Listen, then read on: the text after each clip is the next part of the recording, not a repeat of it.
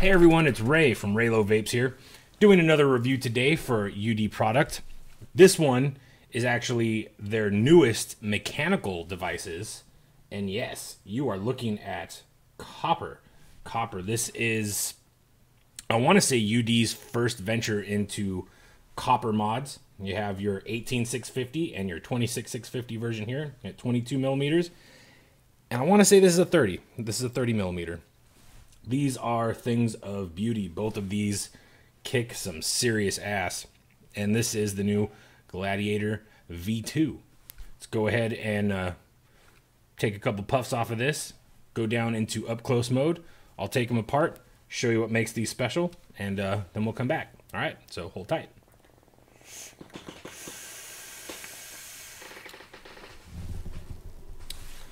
All right, you guys, so here we are in up close mode with the brand new Gladiator V2 in 18650 and 26650 mode. So here you go. You can kind of see the look of it. Nice sleek tube design. We'll look at the 18650 first, even though these are identical to one another other than size. Here you can see, let me get a closer up look here. There's the Gladiator V2 logo with the cool little Gladiator helmet. And then here on the back, you have Youde. Oh, and then down here at the button, you got these two swords. Yeah, they're swords. Two swords crossed. And as you can see, you have, well, let's go ahead and show you the same here. Been using the 26650 version quite often, so you can kind of see the laser engraving. Don't mind my thumb, I went fishing. The laser engraving's kind of wearing off here, but that's normal when you're using any copper or brass devices. There's the Youde logo. Same thing with the button. You have the same design, and actually the button is exactly the same size, so these buttons are interchangeable. So let me show you what makes these special now, right? All right, so you have your top here, which has vent holes, and then you have your 510 connection here, which is adjustable. Same exact thing on the 26650 version, just a little bit bigger. But this is the key feature to me that makes this copper mod special. Here is how you lock and unlock the Gladiator V2. So right now, it's unlocked. So you can see you get a nice button throw. It's a short throw, but it's nice, it's strong, it's magnets. But here's how you lock it. Now it's locked. Now you get nothing. Want to unlock it? Just another tiny little quarter turn. So you have a quarter turn locking system. Exact same thing here on the 26650. Locked, unlocked. That to me was a huge bonus on these devices right here. That's something I've been looking forward to for a very long time, and there's not that many devices out on the market that have a quarter turn locking system like that. Makes it very convenient, very nice, and very smooth. So let's go ahead and take this thing apart, show you the insides here. So copper through and through. You can see threading is very nice on the top and the bottom. Then for the top cap, you have this huge, beefy, knurled copper contact. And you have another knurled smaller one here to adjust for battery rattle. And there's this small silver-plated spring in there to help keep this from spinning on you when you're taking the batteries in and out and you're taking the top cap or the bottom cap on and off. This sort of helps keep it in place. It's not there for a spring or anything like other than, you know, no springiness. It's basically there just to hold everything in place. So you would go ahead and screw your atomizer here. You would screw this to make contact with your atomizer, and of course you screw this one down to make contact with your battery to get rid of battery rattle. All right, take this big old bastard out of here. Let's see, mighty big, all copper. And you have your little Delrin insulator, and you can see there those 4 vent holes there at the top, and there's also venting down at the bottom. So here is your button setup. You have your Delrin insulator, you have your copper flathead contact screw, which of course when you push up makes contact with your battery, and your 4 little vent holes there. And let's go ahead. Oh, I hate doing this because it's not very easy to put back together. Well, at least it won't be easy on camera. But let me go ahead and do this for you guys anyway, because it's a review and that's what we do, right? So, dropping, throwing stuff. So here is your main contact pin. Nice, big, beefy, solid copper connection. And then we go ahead and take this piece out. Did I drop it? I did drop it. All right, this is the thing I was worried about. You have a little rice pin here. The rice pin goes in that little slot. But you can see here, you have one magnet here, and then your other magnet, which dropped, of course, right here, and make sure this is right.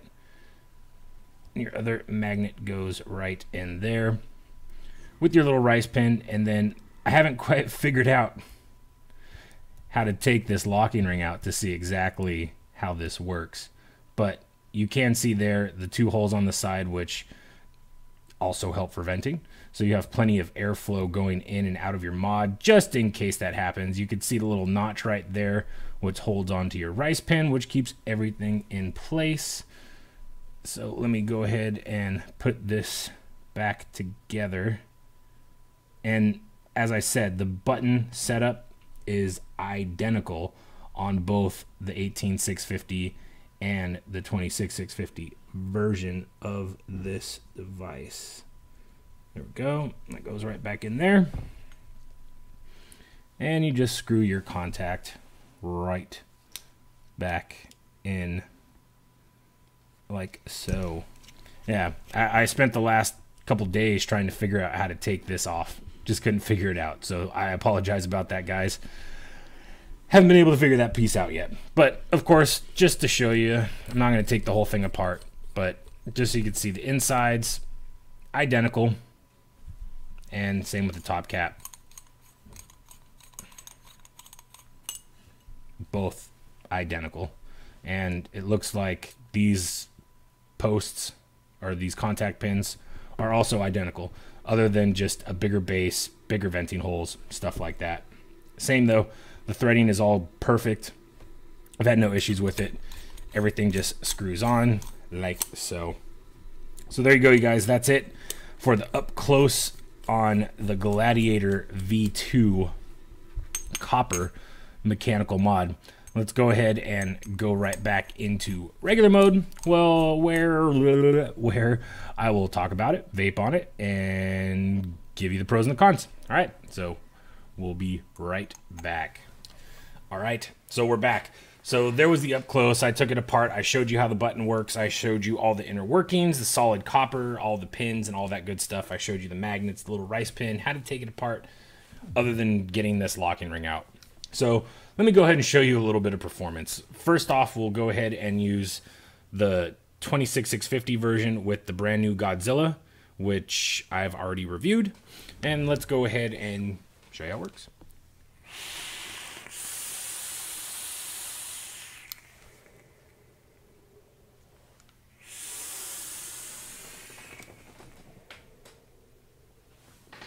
So voltage drop on these is fairly low. My inline voltage meter, I don't really trust those things anymore. I'm kind of waiting. I'm supposed to be getting a much better voltage meter to test mechanical mods out, so that way I can give you a little bit more accurate reading.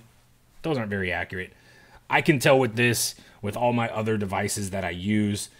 This one, I'm probably getting anywhere from like a 0.4, 0.2 voltage drop.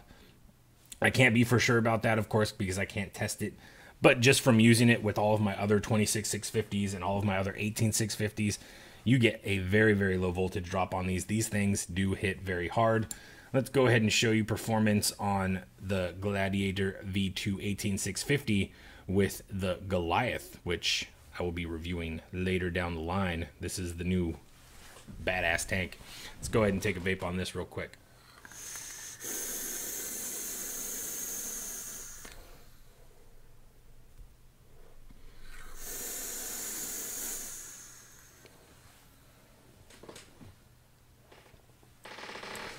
So there you go. You got to see the performance on both of these.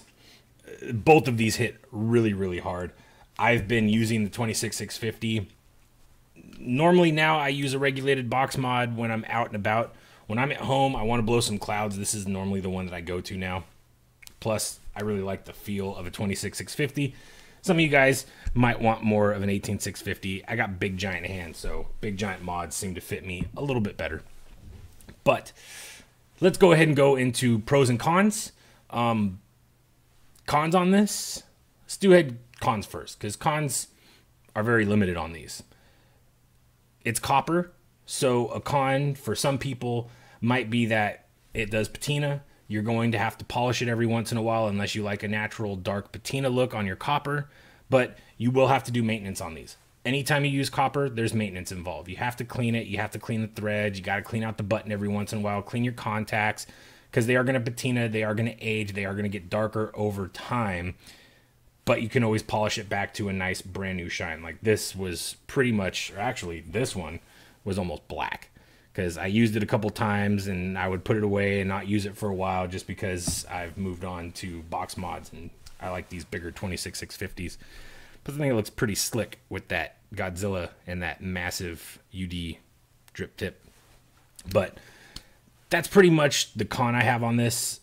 Other than, I guess, if you're taking the button apart, you need to watch out for that little rice pin. It's not really a con so much as is just be careful not to lose that rice pin. Otherwise, your button will not work anymore. So if and when you do have this and you decide to clean out the button, be sure not to lose the rice pin.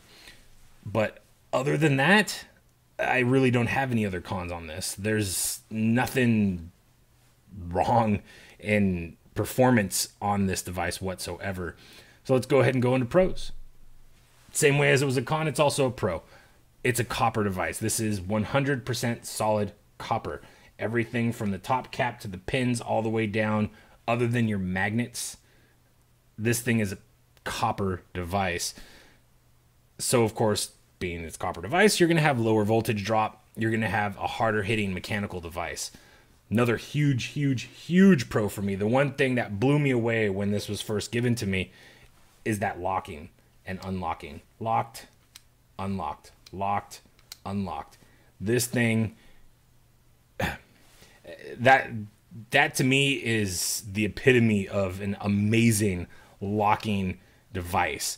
I hate having to spin rings and do all that and they seize up on you and it can lock up your button, and sometimes if it's locked in the locked position or freezes in the locked position and now you can't even use your device. This one, you're not going to have that problem. It's just quarter little turns, everything works smooth. Even when it was sitting there for a couple weeks not being used, it's still just clean, smooth as butter.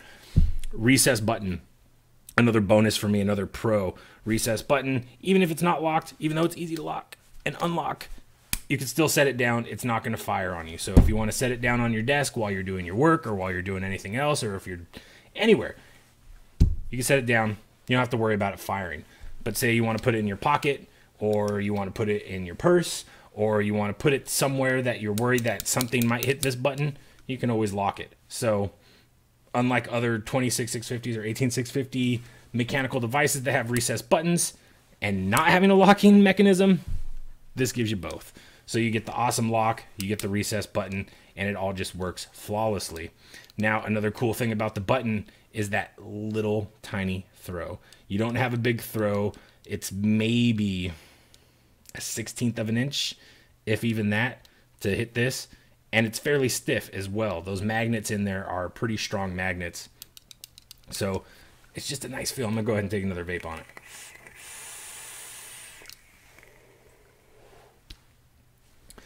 Having the vent holes from top to bottom, meaning if you have any issues with this venting or shorting out your batteries, you have plenty of airflow coming in and out of this mod to keep it nice and cool, so that way you don't have to worry about this thing turning into a pipe bomb, which is always a good thing.